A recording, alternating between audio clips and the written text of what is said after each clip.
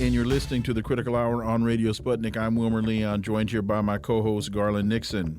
Thank you, Wilmer. RT reports U.S. threatening Africa over ties with Russia. Washington is concerned by a Russian cargo ship's visit to a naval base in South Africa. This is according to an American official reporting to the Wall Street Journal. For insight into this, let's turn to our next guest. He holds the John J. and Rebecca Moores Chair of History and African American Studies at the University of Houston. He's one of the most prolific writers of our time. His latest book is entitled The Counter-Revolution of 1836, Texas Slavery, Jim Crow, and the Roots of American Fascism. Dr. Gerald Horne, as always, sir, welcome back. Thank you for inviting me. So relations between Washington and Pretoria have become strained after a Russian cargo ship visited South Africa's largest naval base last month. The country's defense minister said the U.S. had been pressuring African nations over any links with Moscow, according to reports. And she's saying that they have the right to deal with anybody they so choose. They are, in fact, a sovereign nation. Your thoughts, Dr. Gerald Horne? Well, that's intuitively obvious, but apparently it comes as a shock and a surprise to the U.S. State Department and the authorities in Washington, D.C. It should not come as a shock and a surprise to our audience that this controversy is unfolding, because we all know that the United States has oftentimes treated Africa like the rider treats a horse. You cannot separate the so-called development of the United States to this very day from the evolution of the unlimited African slave trade. And there is still a tendency in Washington to treat Africans of whatever stripe as if they are slaves. Basically, that they have to respond to the master snapping his fingers. And then with regard to South Africa, there's another complication. Even though it's dimly understood on this side of the Atlantic, I guarantee you that the Pentagon and the State Department are acutely aware that the African National Congress government in Pretoria has been in alliance with the South African Communist Party for decades. In fact, if you look at all of the presidents of South Africa, from Nelson Mandela, and including Nelson Mandela, through Thabo Mbeki, Mr. Malante, Jacob Zuma, Cyril Ramaphosa, they've all previously in their careers served in the top leadership of the South African Communist Party. And even though the Cold War supposedly has ended, Washington still has a particular animosity towards those who are in communist parties, which then brings us to Qin Gang, the current Chinese foreign minister, a member of the leadership of the Chinese Communist Party, carrying out a very important tradition. He is now embarked on a 5-country visit to the African continent, the tradition being that at the beginning of the year, Chinese foreign ministers embark upon a journey to the African continent. This bespeaks the role that Africa plays in China, particularly with regard to trade, where it is the major trading partner of most African countries. And I should also add that we should not forget what the president of Uganda, Yoweri Museveni, said during a visit to Kampala of Russian Foreign Minister Lavrov, where Washington was pressuring him not to host this important visitor. And Mr. Museveni simply said that Uganda is quite capable of choosing its own antagonists. It does not need instruction from Washington in terms of choosing its enemies. That simple lesson has apparently been forgotten, never absorbed, to be frank and candid, in Washington, as you see this particular nonsense unfold in South Africa as we speak. That brings us to the next. I think it's a very important story we need to talk about. With new FBI department and justice attacks expected in early January, a defense mobilization and information session attracted hundreds of allies of the African People's Socialist Party on December 23rd, 2022. They zoomed into the emergency mass meeting, Hands Off Uhuru, Hands Off Africa. The African People's Socialist Party told its supporters that it expects indictments in early January and possibly sooner. Your thoughts, Dr. Horne? Well, once again, we should be disappointed, but not shocked nor surprised. We recall what happened to the leadership of the African People's Socialist Party last year in St. Louis, Missouri, when they were raided in the wee hours of the morning and roughhoused and manhandled.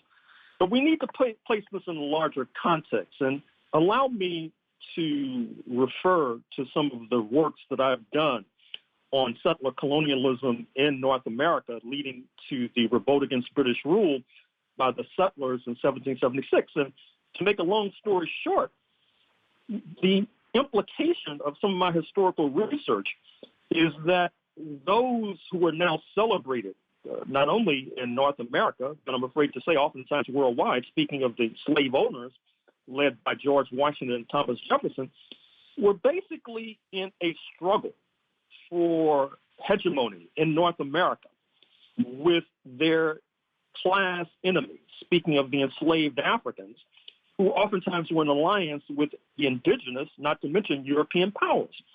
So what happened is that the latter, that is to say the Africans and their allies, were defeated, and as a result, you still see a decided animosity in the resultant U.S. government, not only towards Black people generally, but notably and particularly and conspicuously towards Black people such as represented in the African People's Socialist Party, who tried to broker agreements with foreign antagonists to Washington. Recall that the African People's Socialist Party has been accused of having ties to Moscow, that certainly the African People's Socialist Party is anti-imperialist, not hostile to Cuba, not hostile to Venezuela, not hostile to China, and therefore that puts them in the bullseye. Unlike other groups who sell, as the saying in the streets go, many whiff tickets to the U.S. authorities, not to mention to the melanin deficient generally, but they do not receive as much heat as the African People's Socialist Party, because whether knowingly or not, the African People's Socialist Party is carrying on a tradition that stretches back centuries and has led to rather bruising confrontations between the Euro-American ruling elite and their formerly enslaved property and the descendants of said property. The FBI and DOJ claimed that the raids were sparked by Yeshitela's having conversations with Alexander Ionov, a Russian they accused of spreading Russian propaganda. That's interesting to me, since this whole Russiagate scheme has fallen apart. We now know about the FBI's involvement in using those failed allegations about Russian propaganda and Russiagate to get Twitter and Facebook to deplatform folks. And in the history of COINTELPRO, this whole thing is vaporware. It's nothing but FBI propaganda, Dr. Horne. I tend to agree with you, but we need to realize it's deadly serious. Certainly we must be standing in strict solidarity with the African People's Socialist Party, because if they take them down, I guarantee you who they will be going for next. I need not remind you of the charismatic hosts of the Critical Hour, who have attracted a national and indeed international audience with their withering critiques of U.S. imperialism. And this is nothing new. We recall that when he was 83 years old, W.E.B. Du Bois in 1950-1951 was handcuffed and indicted by the U.S. federal government, supposedly because he was deemed to be an agent of Moscow. We recall what befell Paul Robeson, the great actor, athlete, entertainer, and lawyer, when his income fell from the six figures to the low four figures, his passport was taken because, you guessed it, he was deemed as overly close to Moscow. And to show that it's not just an obsession with Moscow, but just an obsession with black people making foreign alliances, we recall what happened post-1956 after Britain, France, and Israel attacked Nasser's Egypt over control of the Suez Canal, that black people, not least the Nation of Islam embodied in Malcolm X, stood in solidarity with Egypt. That was a policy that he carried on after he left the Nation of Islam, and of course that brought heat down on him. So I think it's wise for you two gentlemen to be shining a spotlight on this controversy, because I'm afraid to say you too may have skin in the game. Yes, and looking particularly at the FBI, one of the things that we learned from the Twitter files, well, that we already knew about Facebook, but then we saw it about the Twitter files, was the FBI went to Twitter and said, clearly the Russians have been working on there, find us something. And Twitter came back and did an earnest search and said, we didn't find anything. And the FBI went back and said pretty much, well, you better find something. And I would suspect that's what we're looking at, where they looked at and they just decided, well, we don't like the Uhuru for any number of reasons, not the least of which being they're black and socialist. Therefore, they looked, and if there's nothing there, they made it, Dr. Horne. Well, this would not be the first time that this happened. Many of us recall also in this sad litany what befell the Black Panther Party rising in Northern California in the mid-1960s. They too tried to engage in solidarity, opening what they called an embassy in Algeria in the late 1960s, early 1970s, engaging in solidarity with Vietnam when that country was being bombarded by U.S. imperialism. And we know that they were regarded as public enemy number one. A number of their leaders were shot. Some are still in prison to this very day because of their internationalism. And so I think that there is a lesson stemming from the slavery days, the bad old days, whereas the lesson being that you only need to beat one enslaved person to keep the entire plantation in line. The idea is if you can crush the African People's Socialist Party because of their supposed internationalism, that sends a direct message to black people from the Atlantic to the Pacific that they should not emulate this particular organization nor their leader.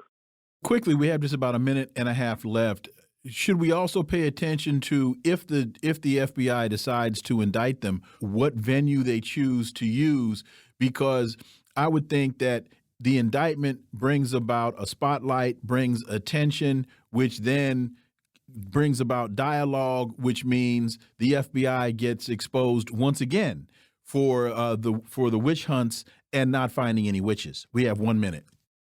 Well, if I were the lawyer for the African People's Socialist Party, and if I understand your question, I would engage in some forum shopping. If we and my clients are brought to a criminal trial, I would insist that the trial be held in St. Louis, Missouri. Therefore, you can get a mostly black jury, or in Washington, D.C., where you can get a mostly black jury.